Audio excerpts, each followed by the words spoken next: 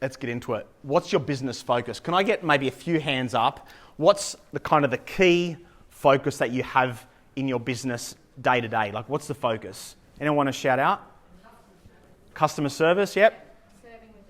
Serving with a difference. Anyone else? Any other key focus in your business?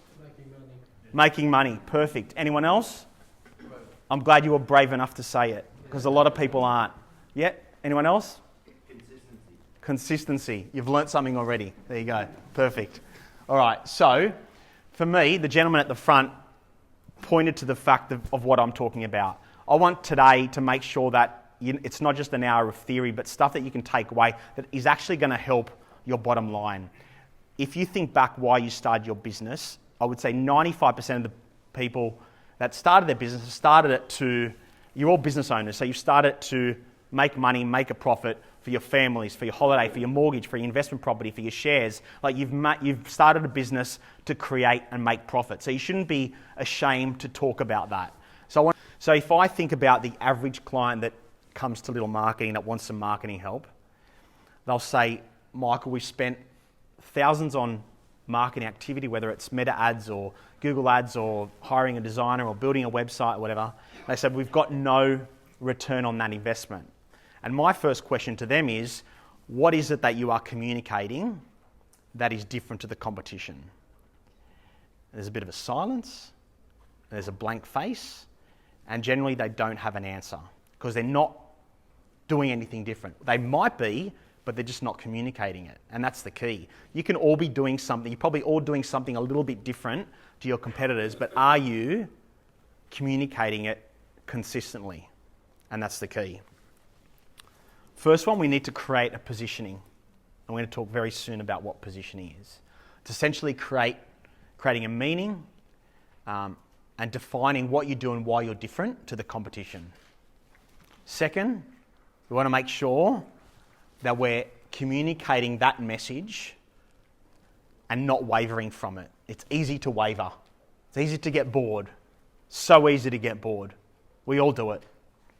Don't waver from that message. Then do it over and over again. The frequency has to be high. People will say to me, Michael, how many times should I post on social media a day? And I'll say 20 times.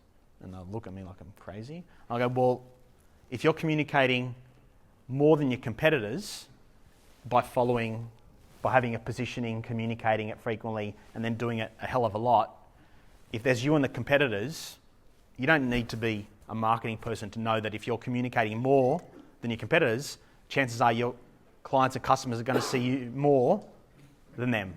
You don't need to be in marketing to know that. And so the last one is communicate it more than your competitors.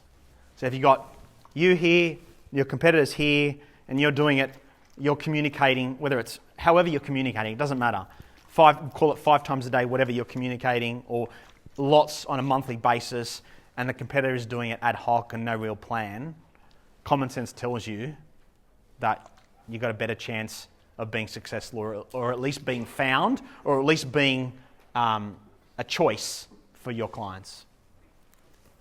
Any questions so far?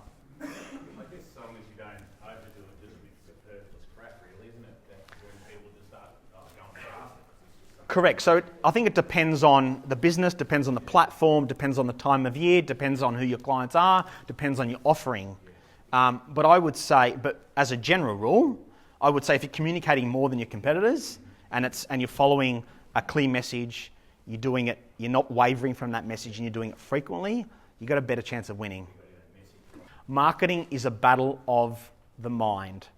I touched on the fact that we live in a super over-communicated and cluttered world. Emails, Facebooks, billboards, Instagram, blah, blah, blah.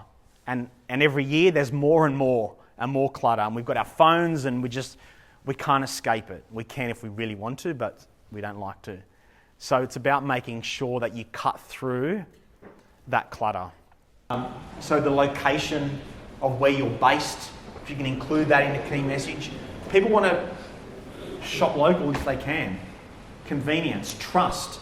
If I can visualise that suburb or visualise that city versus maybe buying it online, and that trust is there, and I can go down, I can have a chat, customer interaction, then let's be really explicit around that. It's constant reinforcement. We've gone over that. I think everyone's learned that already. Everyone's a potential customer. So the person that sees me in a uniform, he might not be my customer, but maybe his brother or his wife or his girlfriend is a customer. And he'll say, I saw that branding. I think they do. When you're talking about that yesterday, you should give them a call. So everyone's a potential customer, but be explicit around what you do and who you do it for. And it creates no confusion. There's no grey. Remember, we live in an over-communicated society. People don't have time for grey. You've got to be obvious, straight to the point. Don't fluff around. None of this fluffy marketing stuff. Just be precise in what you're communicating. And like I just mentioned, hammer it home. So I spoke about a visual hammer. Your logo, your branding is a visual hammer. Your message is also your visual hammer. Repeating it over and over again. People see it once. People see it twice, 3 times. Oh yeah, I've seen that a couple of times. Over and over again. So I'm going to go back to your question, can you over-communicate it? I don't think you can. I've just convinced myself. You don't want to waste. So 4 key pain points for small business owners. Time, money, energy and skills. Does everyone agree with that?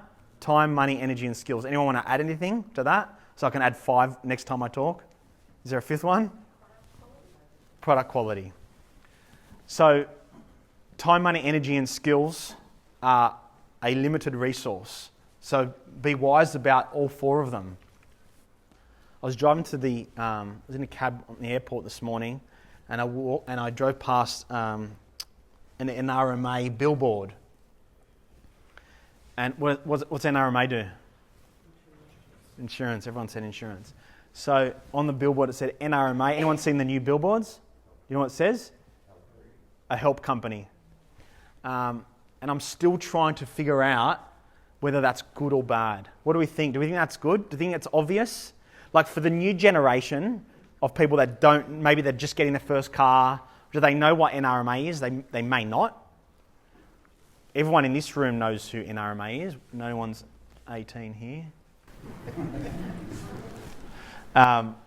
So for us older generation, whatever, we know what NRMA is. But for younger generation, maybe they're the ones that need to be educated. So are they trying to be too clever? Just say, we're an insurance company. Maybe not as boring as that, but just be... Is that piquing their interest to go, what do they mean by that? I know, but who's got time for them to pique interest? Are they going to go away and do research? Especially at that age, at 18, they've grown up. What do they call them when they're grown up with a phone? Digital natives, they call it. Because they're grown... Yeah, I know, cool word, huh? So they've grown up basically with a phone. So they call them digital natives. So they don't have, they're just going like this on their phone. They don't have time to learn and research. And if you're not explicit, I'll move on, find the next one. Find an insurance company on TikTok. I think it's worked. The fact that the marketing guy is talking about an ad. There you go. You got me. You got me. Love it. I like it. Photo with you at the end. All right. So what is a marketing plan? So I can tell you what it's not. It's not a 50-page document that you create that you see on your shelf and it collects dust and then use it for recycling in a year later. That's not what a marketing plan is. It should be just a simple document that outlines the positioning. So the 4 steps that we spoke about earlier to be great at marketing. The positioning and your positioning statement. So that's the consistency in look, feel, and message. And then the second is your investment and timing plan.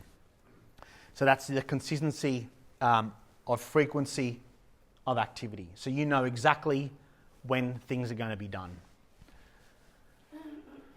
Now, people don't like this slide. I love it. So, in your business, staff, product, maybe you own the property, shelving, a van, they're all an investment. The goal is, what's an investment? It's something that you put money in to then get a return. Now, when everyone talks about marketing, they don't use the word investment. They say spend or cost. Now, marketing is actually something, so if you, from a personal perspective, when you invest in property or invest in shares, You don't have control about what the CEO of the company that you own shares is doing on a day-to-day. You don't know what he's doing today. You don't know what the share price of the share that you've bought is going to do tomorrow, but you've invested in it. Same with property. Of course, we make measured investments, right? Based on historical data, based on our advisor, all these things. Marketing is actually an investment that you can physically control every step of the way. You can turn it on and off at any time from an activity perspective. And it's something that you can control, and it's an investment in your business because the goal is that you invest in marketing and it gets a return. So I always refer to it in all of our client interactions as marketing as an investment. And it's about educating clients based on that analogy that I just gave you, that's why marketing is an investment to me. Everything else in your business you see as an investment, why not marketing?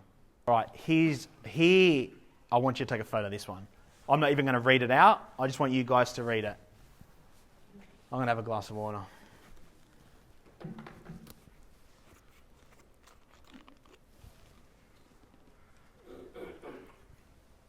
Anyone get anything from that in their own words or something that resonates with them?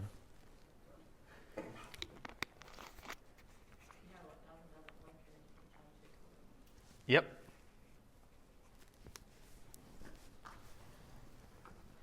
It's pretty simple, right? Create some structure, create a plan. The goal of marketing is that it improves and grows your business. So let's create that structure. We're a bit over halfway. What have we learnt so far? Give me something. Surely you've learnt something. That? Yep, what else? That everyone else is feeling the same thing with time. Absolutely, you're not alone, for sure. What else have we learnt? Stand out from the crowd. Stand out from the crowd, 100%. Anyone else? Saturate your audience, beautiful. Brand comes first. Brand comes first, love it. What else? Look at marketing as an investment. Marketing is investment, beautiful. What else? Know what the competition's doing, absolutely. What else? No silly messages. No silly messages, yep. An RMA there to help. And our mate there to help, yes. Yes. We got it. Finally someone said it. We allocate the person. Is there a JC in the room? I just put a JC as an initial. Yes, we have a J. Oh, we've got 2 JCs. Perfect. What's your name? Joey and? Jesus. Perfect. God bless you. So we have 2 Jesus in the rooms. So you allocate a person's name, and then if there's any investment to an activity, then pop it in there as well, so that you can see who's doing what. Jesus is doing, what's Jesus doing? Setting up Meta Business Suite, right? He'd be able to do that, no problems. So I'm going to calculate an example. I don't know what the average spend is with an average customer in store. Does anyone want to give me a number, or we don't want to talk about numbers in here? About $36, I think it is. $36? Couldn't you give me a round number? Make it 40. Sure, 40. Let's make it 40. All right, can someone pull their calculator out? Jamie, you got a calculator there? All right, Jamie, stand up, Jamie. Stand up. Jamie, my assistant, give him a round of applause. Come on. All right, so Jamie's going to do some cake. I might sit down. I know I can't. I've got all the speaker stuff in my... All right, so $40. So imagine you have... I don't know how many customers come through your store every day. Let's pretend there's 10... How many? 160, Wow, okay. I'm going to say there's 10. Round number. No, let's make it 20. Yep. No, let's make it... Is that a normal number for people? 150 in a store? 100? All right, let's do 100. All right. So let's say there's 100 people that come through the store, and you collect... you don't have to do anything yet. And let's say we get 50 of the email addresses. They come and say, oh, I'm going to send you a receipt via email or SMS. Okay, perfect. So let's do 50 people times $40. What's that? $2,000. Okay. So on one day, the value of that cohort is $2,000. Tell me if I'm going too fast or too slow. So the value of that cohort is $2,000. That's on one day. Okay. So let's extrapolate that over a month. So let's go $2,000 times 30 days.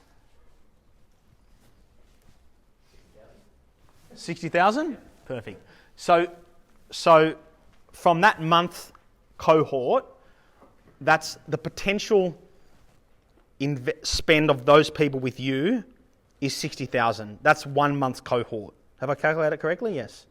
So then extrapolate that over 12. So we've got $720,000. Round numbers. 720,000.